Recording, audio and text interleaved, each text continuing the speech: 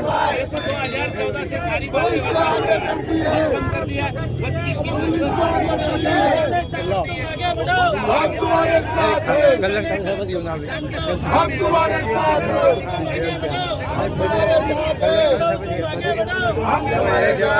काँग्रेस पक्षात धुंडकर साहेबांची कुणाची कुठे लावायची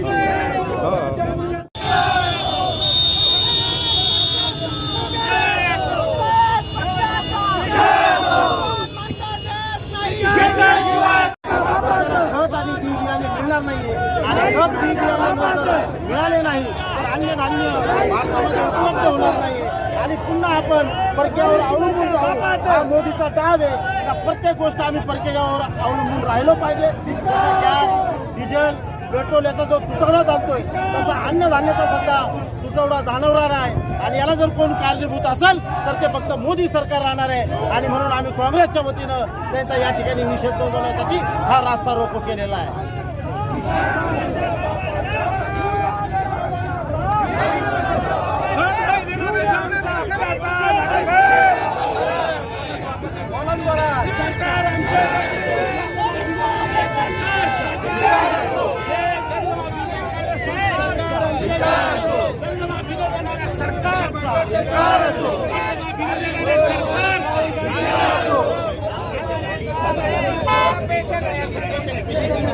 ओ मामा पेशंट उठा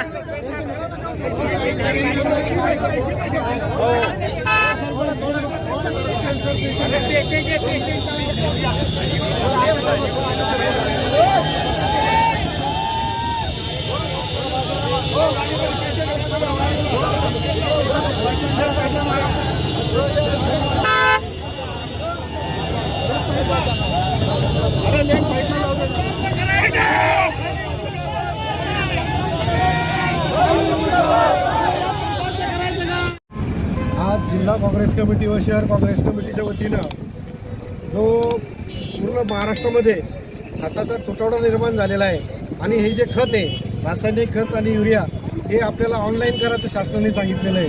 आतापर्यंतच्या कोणत्याही शासनाने असं केलं नाही की ऑनलाईन आणि ऑफलाईन खत करावं. ग्रामीण भागातल्या शेतकऱ्यांना हे अजून माहीत नाही ऑनलाईन कसं करायचं आणि ते 2 गोण्या युरिया 2 गोण्या 26 अशा प्रमाणात खत देत आहे. आमची रास्त मागणी आहे की आपण हे खताचा तुटवडा मोकळा करावा आणि सर्वसामान्यांना खत या ठिकाणी मोकळं करून द्यावं. कारण लोकांकडे पैसेच नाही तर जास्त घेतील कशाला. म्हणून आपण खताचा या ठिकाणी जो तुटवडा निर्माण झालेला आहे तो ऑनलाईन न करता सरळ ऑफलाईन व सर्व दुकानात उपलब्ध करावे. तसंच सरसकट कर्जमाफीचा हा एक मुद्दा आहे तो सुद्धा सरसकट कर्जमाफी देण्यात यावी ही शासनाने हे करावं. कांद्यामध्ये आता कांद्याचे भाव घसरलेले आणि कांद्याच्या मालाला भावसुद्धा मिळावा ही आमची मागणी आहे आणि या तिन्ही संदर्भात काँग्रेसच्या माध्यमातून आज या ठिकाणी आपल्याला आंदोलन करण्यात आज परत विदेश दौऱ्यावर गेलेले मेलेडी आणते का मग परत.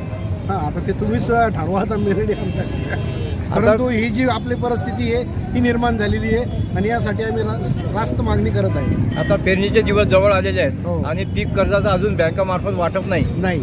या संदर्भात आपलं काय म्हणणं आहे? हे सुद्धा आता जे सेक्रेटरी लेवलला असेल तुमचे लोन ऑफिसर असेल यांना सूचना देऊन आतापर्यंत यांनी पीक कर्ज वाटप करणं गरजेचं होतं ते सुद्धा आम्ही या ठिकाणी मागणी करतो.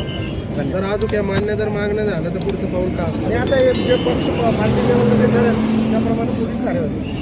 थँक्यू. मी म्हणते चार वेळेस आता 3 वेळेसपासून बीजेपीचं सरकार आहे तेव्हापासून जेव्हा काँग्रेसने जे रेट दिलेले होते सोयाबीनला आणखी सुद्धा तेच रेट आहेत सोयाबीनला आणि खताचे 3 पट रेट वाढवले 4 पट रेट वाढवले.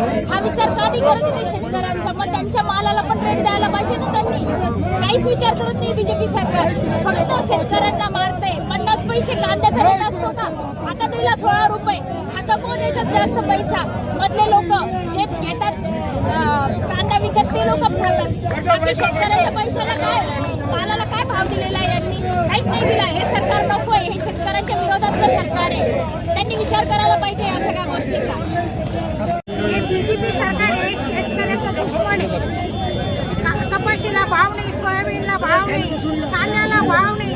शेतकरी खूप त्रस्त आहे. शेतकऱ्यांच्या मुलांना त्यांनी खूप त्रास दिलेला आहे. हे परीक्षेचा पण घोटाळा केलेला आहे. आता शेतकऱ्यांच्या जनतेच्या सगळ्या लक्षात आलेलं आहे की मोदी हा बदमाश आहे. मोदी हा शेतकऱ्याचा दुश्मन आहे. शेतकरी जागृत झालेला आहे.